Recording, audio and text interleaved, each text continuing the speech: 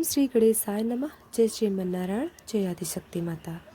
दोस्तों, आज हमारे साथ एक ऐसी कथा का श्रवण करेंगे जिसमें हम बताएंगे गरुड़ पुराण के अनुसार मांस खाना पाप है या पुण्य। एक बार भगवान श्री कृष्ण यमुना के तट पर बांसुरी बजा रहे थे। उसी समय दूर से दौड़ता हुआ एक हिरण आया और भगवान श्री कृष्ण के पीछे आकर छुप गया। वह बहुत डरा हुआ था। भगवान श्री कृष्ण ने बहुत प्यार से उसे सहलाते हुए बोले, तुम इतना डरे हुए क्यों हो? वह डर से एक ही तरफ देख रहा था। जहाँ वह भाग कर आया था, तभी वहीं से शिकारी भी भागता हुआ आया और भगवान श्री कृष्ण से बोला, यह मेरा शिकार है, इसलिए मुझे सौंप दो। भगवान श्री कृष्ण बड़े प्रेम से बोले, हर प्राणी के जीवन पर सबसे पहला अधिकार स्वयं उसी का होता है।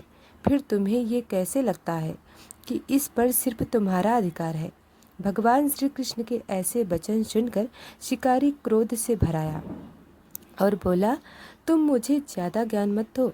यह मेरा शिकार है और मैं इसके मांस को पकाकर खाना चाहता हूँ। यह सुनकर भगवान श्री कृष्ण बोले, किसी जीव के प्राण लेकर उसका भक्षण करना पाप है, तो तुम ऐसा करके क्यों पाप करना चाहते हो?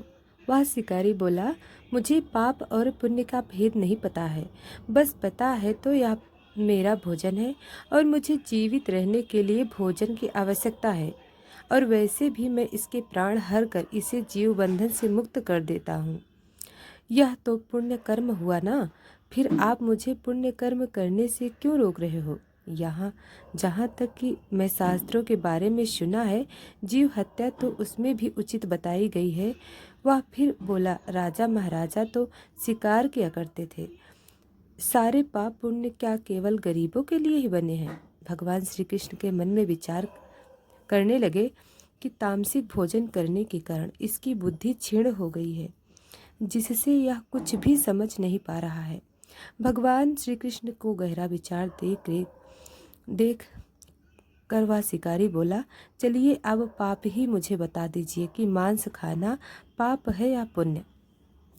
यह सुनकर भगवान श्री कृष्ण बोले, ठीक है, अब मैं तुम्हें एक कथा सुनाता हूँ, जिसे तुम्हें ज्ञात हो जाएगा कि मांस खाना पुण्य है या पाप।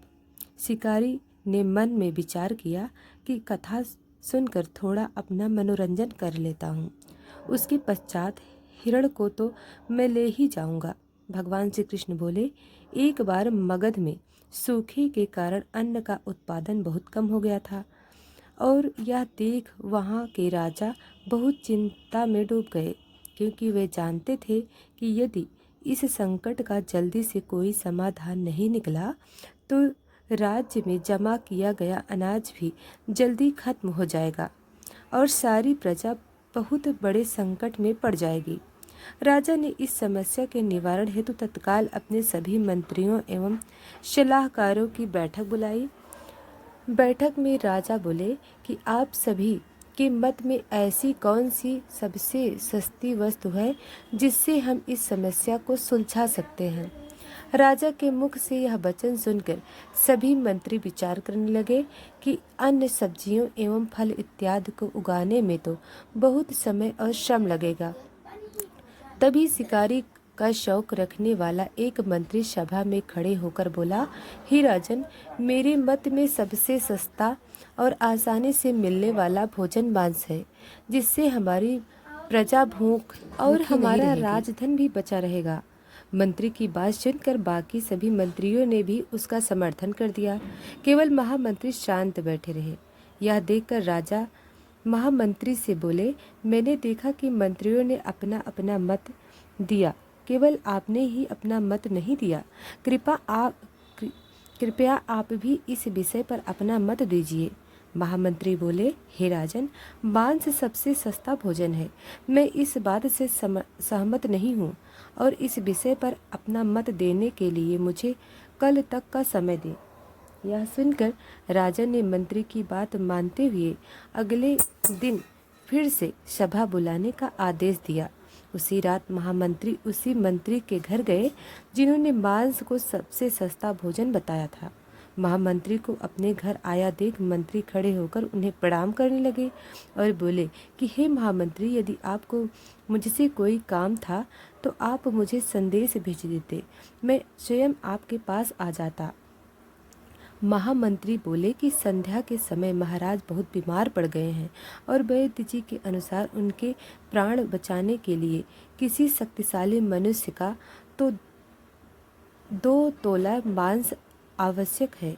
आप महाराज के करीबी हैं तो मैं चाकू से आपके हृदय को चीर कर केवल 2 तोला मांस निकालूंगा। यह सुनकर उस मंत्री के हाथ पैर फूलने लगे और उसका चेहरा सफ़ेद पड़ गया।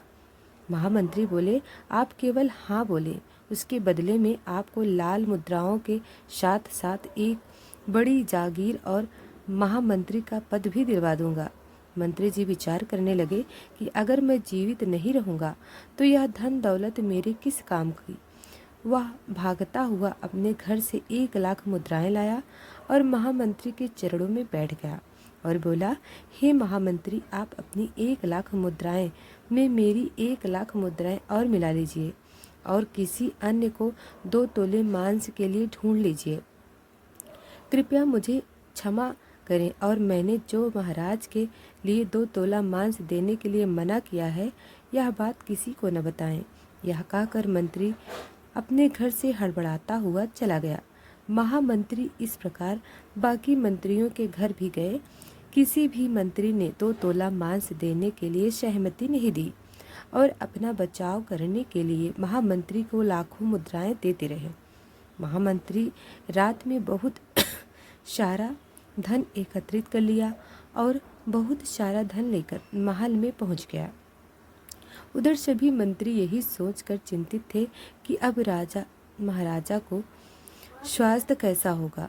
कुछ क्षण के पश्चात महाराज सभा में आकर अपने सिंहासन पर विराजमान हो गए।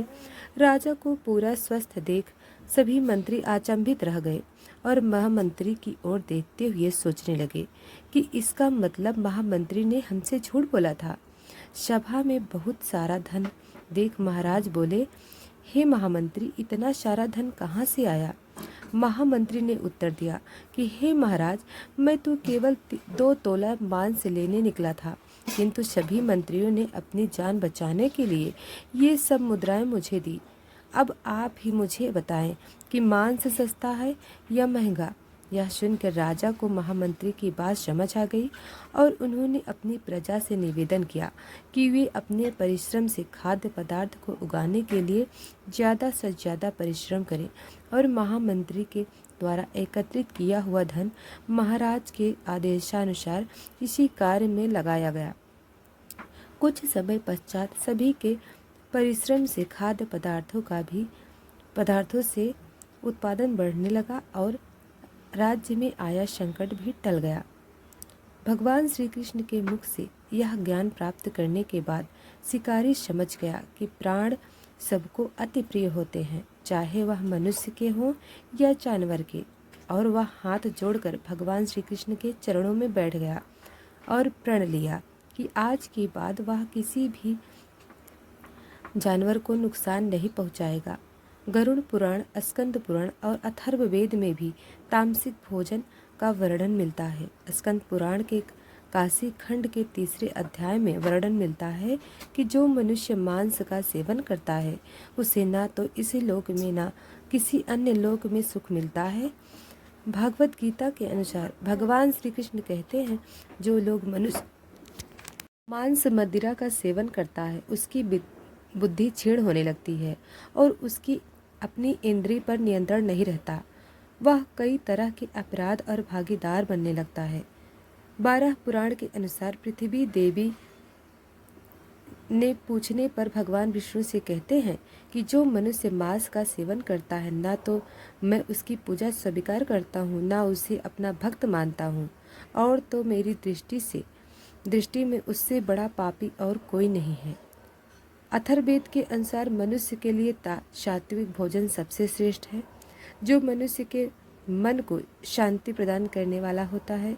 हमारे वेदों और पुराणों के अनुसार किसी भी प्राणी की हत्या करना या उसके मांस का सेवन करना निषिद्ध है।